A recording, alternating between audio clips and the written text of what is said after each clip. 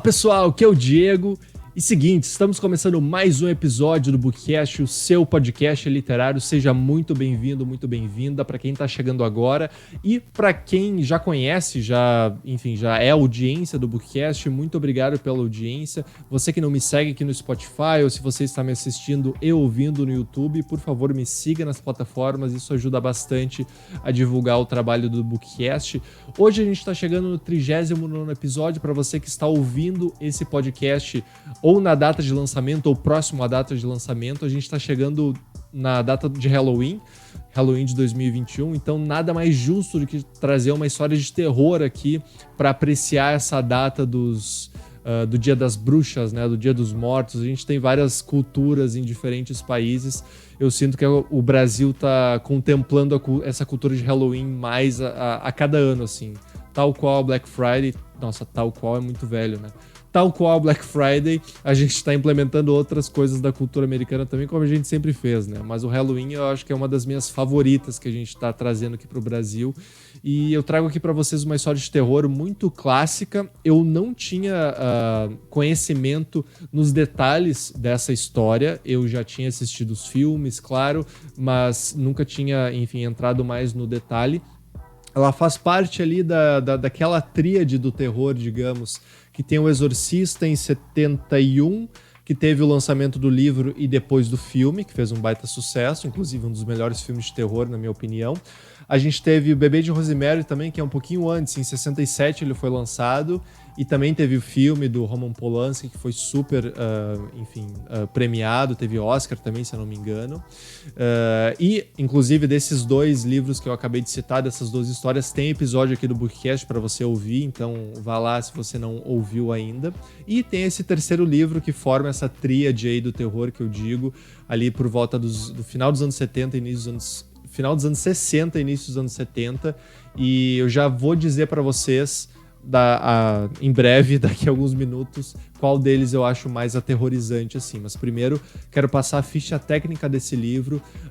Pegue o seu crucifixo e venha comigo. Na verdade, eu já tentei gravar esse vídeo uma vez e deu um pau na câmera, que nunca tinha acontecido isso. Espero que não seja por causa do assunto que eu tô trazendo aqui. Se for, o Papai do Céu me proteja para eu conseguir continuar com esse episódio da melhor maneira possível. Eu tô com a minha porta aberta aqui atrás, se você estiver assistindo no YouTube. Não porque eu quero que passe algum vulto ali atrás, e se passar, por favor, me avise. É porque tá muito quente aqui e o ar só tem na sala, então eu decidi manter a porta aberta. Mas sem mais delongas, deixa eu passar aqui a ficha técnica desse livro e depois eu falo um pouco mais do resumo da história e a minha opinião sobre, beleza? O nome do livro é Horror em Amityville. O nome do autor é o Jay Anson, acredito que esteja pronunciando certo. O ano original de publicação desse livro é 1977. A editora, por ser um livro de 77, várias editoras, né? Mas a mais recente é a Dark Side Books, que tem fez um trabalho muito bom na edição que eles lançaram agora. E o livro contém 235 páginas. Não é um livro muito longo, assim. Ele é um livro bem razoável, assim, um livro bem honesto em termos de tamanho e de complexidade da história até. Mas assim, o que acontece, tá? Antes de tudo, antes de mais nada, história de terror, eu vou dizer aquela frase que faz toda a história de terror ser mais impactante, que é baseado em fatos reais. Então esse, na verdade, é um livro documento relato dessa história. O que acontece? No dia 13 de novembro de 1974, um assassinato acontece numa casa. E, nossa, eu tô falando, tô sentindo uns calafrios aqui, eu vou ligar a luz, eu não sou bobo. No dia 13 de novembro de 74, um assassinato acontece numa cidade chamada Amityville, que é uma cidade bem próxima ali da capital de Nova York, lá nos Estados Unidos. 3 de novembro de 74 acontece esse assassinato. Como é que foi o assassinato? Uma família inteira amanhece, a casa amanhece com toda a família morta, com o pai, com a mãe, com os 2 irmãos e com as 2 irmãs, todos mortos, cada um na sua cama, todos deitados de bruços e pareciam que estavam dormindo, pareciam que morreram dormindo. Aí no outro dia, o Ronald DeFeo, ele confessa que é o autor desses assassinatos. Ele, então, matou o pai, matou a mãe, matou os dois irmãos e as duas irmãs com um rifle de alta potência. E ele confessa isso e ele fala, esse é o maior agravante, né, que vozes pediram e mandaram ele fazer esse crime. Nossa, para quem tá assistindo no YouTube, eu tô suando porque eu tô realmente tenso revivendo essa história aqui, não é brincadeira, tá? Então ele confessa o assassinato e ele fala que ele foi mandado por vozes na cabeça dele. Aí isso acontece e um ano depois, ali por dezembro de 75, o assassinato aconteceu em 74, em 75 uma família compra essa casa na qual o assassinato aconteceu. Como se nada tivesse acontecido. Assim, não, vamos comprar a casa lá, vai dar tudo certo. Uma casa bem bonita. Se você procurar fotos na internet, você vai encontrar uma casa bem bonita, bem grande. E com preço de banana, assim. Porque quem é que vai querer comprar uma casa onde 6 pessoas morreram, né? Mas, enfim, a família Lutz compra essa casa. E então a família Lutz é composta pelo marido e a mulher, né? O George Lutz e a Kathy Lutz. E os 3 filhos, que são o Daniel, a Missy e o Christopher Lutz. Então essas 5 pessoas dessa família Lutz se mudam para casa, fica bem contente com a casa. O George, ele tem uma empresa. Eu falo George porque eu li na versão inglesa, mas acho que na de português falaram George, assim. Mas eu vou mencionar ele como George. O George, que é o pai da família, ele fica bem feliz com a compra da casa, porque é uma casa bem grande e, enfim, o sonho de consumo daquela família. E tem uma família grande, né, com vários filhos, então nada mais justo do que ter uma casa grande também. E ele fica bem surpreso com o preço da casa. Se eu não me engano, ele sabe dos acontecimentos da casa, ele sabe o que aconteceu na casa, mas mesmo assim ele acaba comprando. Mas eles não acreditam muito na mística da casa. Só que aí eles se mudam para essa casa e 28 dias depois, ou seja, eles se mudam em dezembro, em janeiro eles já estão metendo o pé da casa, porque eles simplesmente deixam tudo na casa e saem da casa falando que, devido a experiências estranhas que aconteceram dentro da casa, eles decidem por sair da casa e abandonar basicamente a casa. Então, esse é o resumo da história, e a história desse livro ela é baseada muito nesses 28 dias dos Lutz dentro da casa, né? Dentro da casa, que é o 112 Ocean Avenue, 112 Ocean Avenue, Amityville. Então, 112 Ocean Avenue, Amityville. Lá os endereços, o número vem antes do endereço. Aqui no Brasil é diferente, não. O endereço vem primeiro, o número da casa vem depois. Então, eles se mudam para 112 Ocean Avenue e 28 dias depois eles saem. Então, o livro é esse relato, né? O livro, Jay Anson, ele escreve esse livro com base em várias entrevistas gravadas com os Lutz. Então eles se mudam e eles decidem por compartilhar aquela história, as histórias que eles viveram dentro da casa.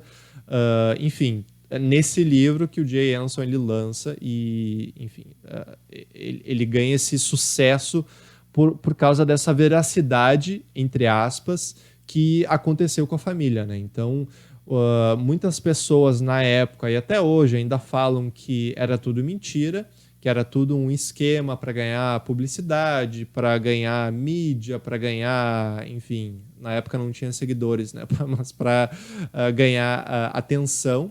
E outros realmente acreditam nisso.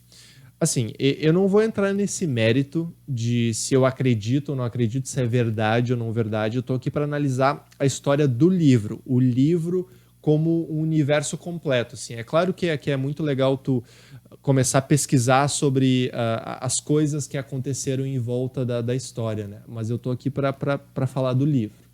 E o que acontece no livro? É exatamente isso. Eles se mudam para casa e eles começam a ter experiências, no mínimo, estranhas na casa. O primeiro de tudo, não sei se eu mencionei, quando os assassinatos acontecem lá com a família Defoe, o rapaz, o Ronald, que acaba matando todo mundo da família, ele acorda às 13h15 da madrugada para fazer isso.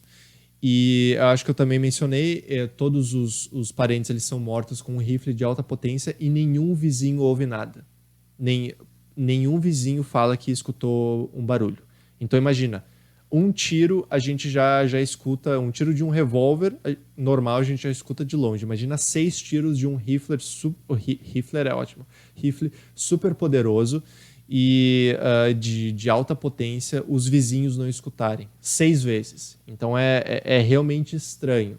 E aí, um dos primeiros acontecimentos sobrenaturais que acontece é que o George, acho que até na primeira noite, ele acorda às 13h15 da manhã, do nada, assim. Então, já tô avisando, se você acorda às 13h15 da manhã, já fica a dica aí, não acorde de novo, tome mais remédio aí. Mas, enfim, ele acorda às 13h15 da manhã e ele começa a viver experiências estranhas na madrugada, assim. Ele começa a ouvir sons no andar de baixo, ele começa a ouvir sons em outros andares. Uma das criancinhas, a Missy, ela tem um amigo imaginário, que é o George. Então ela começa a ouvir esse amigo imaginário e falar com ele, falar, não, ele não gosta de aparecer e tal, e começa a ficar meio bizarra a situação. A mãe, que é a Kathy, ela começa a... Olha, tô falando, tô todo arrepiado aqui, tô todo cagado. A Kathy, ela começa a sentir uma presença, especialmente na cozinha da casa. Ela tá lá na cozinha fazendo comida ou, enfim, fazendo outras coisas. E ela começa a sentir uma presença estranha, assim, na cozinha. Uma presença até boa, segundo o que ela conta no livro, né? Uma presença boa que faz ela se sentir calma, um perfume de uma fragrância muito específica, e ela começa a sentir isso.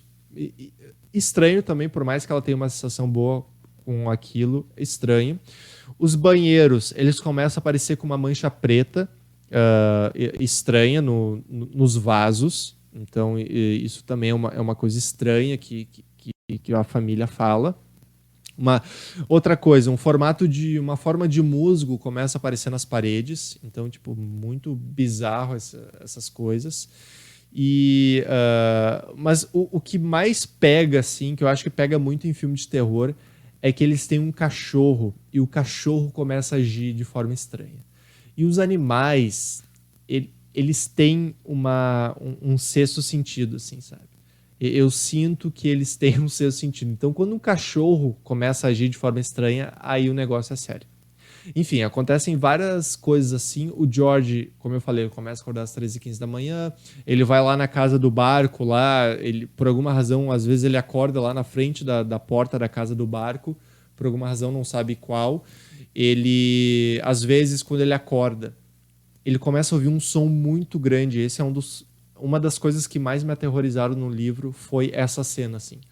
De ele tá dormindo, ele acorda esse horário e ele começa a ouvir uma banda. Uma orquestra gigantesca, assim, com música, com bumbo, com um monte de coisa. Ele começa a ouvir lá na sala, ele começa a chegar perto da sala. Quando ele chega na sala, não tem ninguém. E a música para. Tipo, muito bizarro, assim, muito bizarro. Então, assim, várias dessas coisas começam a acontecer. Eles acabam meio que relevando isso. Eles acham que, não é coisa da nossa cabeça, não vamos pensar em coisas ruins e tal. Eventualmente, o padre, um padre que é o padre Mancuso, ele visita a casa, e só de ele chegar na casa, ele já sente uma coisa estranha e ele fica muito doente. Então, durante todo o livro, o padre Mancuso ele fica doente. Então, várias coisas acontecem, assim, para quem visita a casa. Daí tem uma cena que é um amiguinho de uma das crianças que vive ali na rua, na mesma rua, visita a casa e não consegue ficar muito tempo, já pega e fala, não, eu quero sair daqui porque eu não estou me sentindo muito bem. E eu meio que, querendo ou não, a gente acaba... as pessoas que acreditam nisso, eu acredito em muita coisa, assim, sabe?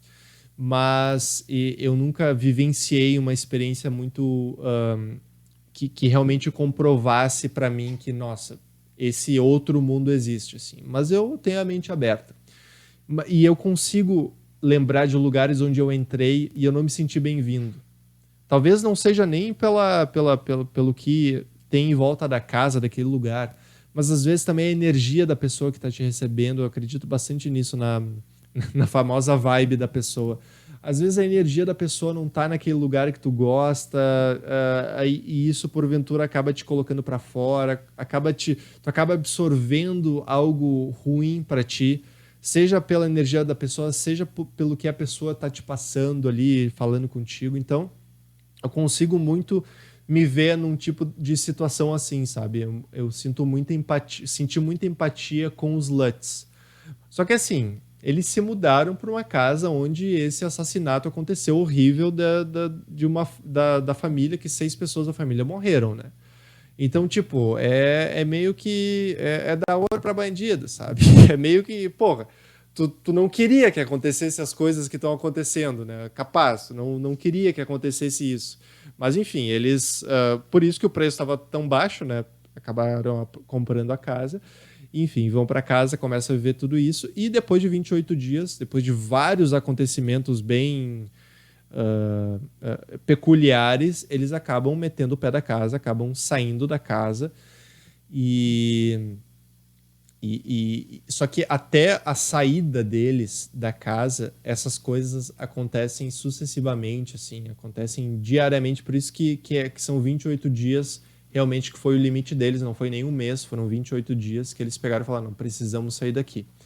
E eu tô falando meio que por cima, assim, das principais coisas que acontecem, mas tem outras coisas que acontecem. Tem um momento onde na janela de um dos quartos aparecem olhos vermelhos, e aí o George vai ver lá algumas pegadas lá no jardim dele. Então, o que estava na minha janela no terceiro, segundo andar, que não era no térreo, o que estava na minha janela, e começa essa investigação, assim. Tem outro fato que eles encontram também, que é um quarto que não estava na planta da casa, lá no porão. É sempre no porão, né? Nunca é num lugar tranquilo, assim. É sempre no porão, essas merdas. Eles encontram um quarto com uma tinta todo pintado de vermelho, ou a pessoa era torcedora do Internacional, ou era outra coisa. Então era um quarto todo pintado de vermelho, uma sensação bem ruim lá dentro também. Enfim, essas coisas acabam acontecendo. O George, ele acaba conhecendo mais da história do assassinato também. Ele acaba visitando. Tem uma cena que ele visita um bar, e o barman fala: pô, tu parece muito com um cara que morava aí na casa e que matou todo mundo. E o cara, pô, que legal que tá me falando isso, sabe? Mas essas discrepâncias que fazem com que a história, com que exista pessoas que falem que a história não seja verídica, porque dizem as pessoas que não existe esse bar que tá lá no livro, que tem o nome do bar, que acho que é o não sei o que da bruxa, alguma coisa assim, o nome do bar. Os historiadores falaram que, pô, não existia esse bar perto de Amityville naquela época. Então já é um ponto a menos para a veracidade da história, segundo os Lutz. Daí tem uma fatídica noite lá que neva muito. Daí os historiadores falam que, pô, não nevou no dia que eles falam que nevou, que é a noite de Natal, se eu não me engano, alguma coisa assim. Então essas coisas acabam fazendo com que as pessoas não acreditem. Mas, assim, de novo, eu tô aqui para falar do livro. E, falando do livro, falando de livro de terror, esse, com certeza, é um dos grandes livros de terror que eu já li na minha vida, assim. Superou vários. Eu falei lá da tríade do começo, O Exorcista e Bebê de Rosemary. Eu posso mudar de opinião daqui a algum tempo, mas como eu tô com esse livro muito fresco na cabeça, esse Horror em Amityville é o livro mais aterrorizante desses três, e talvez seja o mais aterrorizante que eu já li na minha vida, assim, com certeza. Porque é isso que é mágico da história de terror. A história de terror literária ali no livro, ela não te pega na hora. Ela não te pega na hora. Tu tá lendo ali, tu até às vezes tu ri assim da situação. Estão falando que estão vendo um porco imaginário, que é o que acontece ali no livro. A menininha tem um amigo imaginário que é um porco e tal, tu meio que dá uma risada. Só que daí depois tu começa a pensar, é isso que faz eu me arrepiar todo só de falar da história pra vocês aqui, entendeu? É o pós, é o depois, é quando tu tá na cama de madrugada querendo fazer xixi e tu diz pro teu cérebro, não pensa no livro que tu tá lendo, não pensa. E o cérebro não processa o não, ele só processa o pensa. E tu acaba pensando na bosta do livro, entendeu? Na cena. E esse tipo de sensação faz com que o livro seja foda pra caramba, sabe? Faz com que o livro valha a pena. Claro, se você gosta de livros de terror e de histórias de terror. Se você é uma pessoa que não gosta de sentir esse tipo de sensação que eu tô sentindo, que é me arrepiar todo e começar a suar e ligar a luz enquanto eu tô gravando com vocês aqui, porque eu tô lembrando da história, se você não gosta dessas sensações, não, esse livro não é para você. É muito parecido com pimenta. Eu não curto muito pimenta. Tem gente que adora colocar pimenta. A minha esposa é uma, ela adora colocar pimenta na comida, ela fica com a boca ardendo e ela gosta daquilo. Ah, coisa boa, muito bom, é a boca ardendo, assim, tomando 10 litros d'água. Eu gosto dessa sensação de sentir quando eu tô lendo um livro de terror. E os filmes também, tem alguns filmes que fazem isso, que não te pegam no momento, que não usam do famoso jump scare pra te pegar, mas eles te pegam depois, assim, eles te pegam na madrugada, eles te pegam quando algum amigo tá contando uma história de terror pra ti, eles te pegam na escuridão, sabe? E é isso que faz a magia desse livro. E aí, claro, eu não quero dar nenhum outro spoiler aqui, por mais que seja uma história verídica, e isso não seria spoiler, né? Eu falar para vocês, tem vários desses fatos que acabam acontecendo que fazem com que a família saia da casa, e depois que saiam da casa, eles acabam dando essa entrevista, e até no final do livro tem uma cena bem interessante, que eu não vou falar muito dela, mas tem a ver com o Ed e com a Lorraine do Invocação do Mal, aquele casal de caçadores de espíritos da Invocação do Mal. E é uma cena bem, bem legal, assim. Inclusive, na cena, acho que é a Lorraine que fala. Ela fala assim, porque eles acabam visitando a casa, né? Esse casal acaba visitando a casa eventualmente. E eles acabam falando o seguinte, assim, depois de saírem da casa. Olha, tem entidades que eram humanos. Isso existe, que são os famosos espíritos, os famosos fantasmas, pessoas que passam para outra parte da vida, mas que por algum motivo ficam aqui na Terra ainda. Existe esse tipo de entidade. A entidade que está aqui nessa casa, em Amityville, não é desse mundo. Da parte de baixo do mundo, se você me entende. Então é nesse nível, se o Ed e a Lorraine, o Warren lá dos livros da Invocação do Mal fala isso, é porque tem alguma coisa errada. E assim, eu vou acabar esse episódio aqui, eu não aguento mais sentir calafrio e suar frio aqui com vocês. Espero que vocês tenham gostado desse episódio. Desculpa qualquer coisa, desculpa a luz ligada aqui para você que está assistindo no YouTube. É uma necessidade. Mais do que água e pão, foi uma necessidade essa luz ligada aqui enquanto eu falo desse livro. Se você tiver coragem, leia esse livro, vale muito a pena. Se você gosta de livros de terror, eu até cuspi aqui no microfone de tanta loucura que tá acontecendo aqui. Se você gosta de história de terror, você não vai se arrepender, só digo isso. Vá com fé, com muita fé, reze um Pai Nosso, reze uma Ave Maria antes, acenda uma velinha para santa, pegue o seu crucifixo e vá ler esse livro. Você vai gostar.